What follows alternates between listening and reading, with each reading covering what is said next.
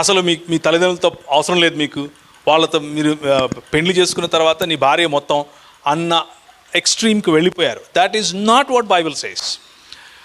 When Bible says leave that, it is a comparative statement that your dependency, your fellowship, your fulfillment is not from your parents anymore. It shifts to your wife. That's all it says. Leaving and cleaving is not living separate. Leaving and cleaving is not cooking separate. Living and cleaving is not departing from your parents. Leaving and cleaving is primarily becoming one.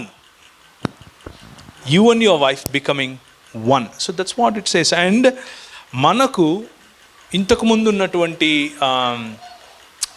వైవాహిక వ్యవస్థలో లేకపోతే కుటుంబ వ్యవస్థలో మనకు చాలా వెసులుబాటు ఉండేది. పెద్దమ్మ, చిన్నమ్మ, అత్త, మేనమామ, చిన్నాయన, బాబాయ్, పెదనాయన అందరూ అక్కడక్కడే దగ్గరే ఉండేవాళ్ళు.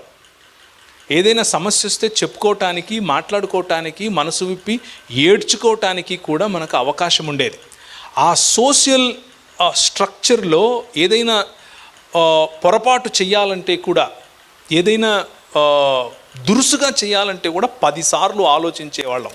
కానీ ఇప్పుడు న్యూక్లియర్ ఫ్యామిలీస్గా మారిపోయిన కారణం చేత ఆ న్యూక్లియర్ ఫ్యామిలీస్లో ఎక్స్టెండెడ్ ఫ్యామిలీ అని సొంత తల్లిదండ్రులనే పిలుస్తున్నాం.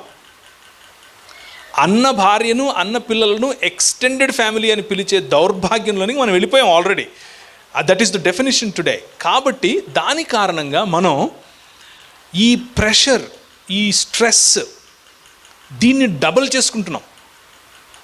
మనకు పంచుకునే వాళ్ళు లేరు, మనతో మనసు విప్పి మాట్లాడుకునే వాళ్ళు లేరు, దూరాలు పెరిగాయి కానీ కంపారిజన్స్ పోలేదు.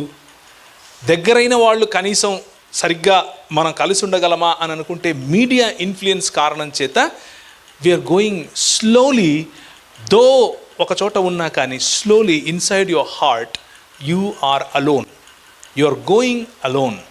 ఈ స్ట్రెస్ నుంచి బయటికి రావాలి అని అంటే, ఈ స్ట్రెస్ నుంచి రిలీవ్డ్ అండ్ లిబరేటెడ్ లైఫ్ కావాలి అని అనుకుంటే, don't emphasize leaving and cleaving in the western format. Leaving and cleaving in the Asian format is better. Asian format better. ఎక్కడంటే నీ తల్లిదండ్రులను ప్రేమించు, నీ తల్లిదండ్రులకు కావలసినటువంటి అవసరతలు చూడు, వాళ్ళను పోషించు, వాళ్ళతో కలిసి ఉండు. కానీ ఒకటే రూఫ్ కింద ఉండాలి అన్న రూల్ ఏమీ లేకుండా వాళ్ళను గౌరవించి వారి వసతులు, వారి అవసరతలు తీర్చగలిగినంత దగ్గరగా ఉంటూ వాళ్లకు నీ భార్య ఇచ్చే గౌరవాన్ని నిలబెట్టడం నీ బాధ్యతే, పురుషుడిగా మన బాధ్యతే.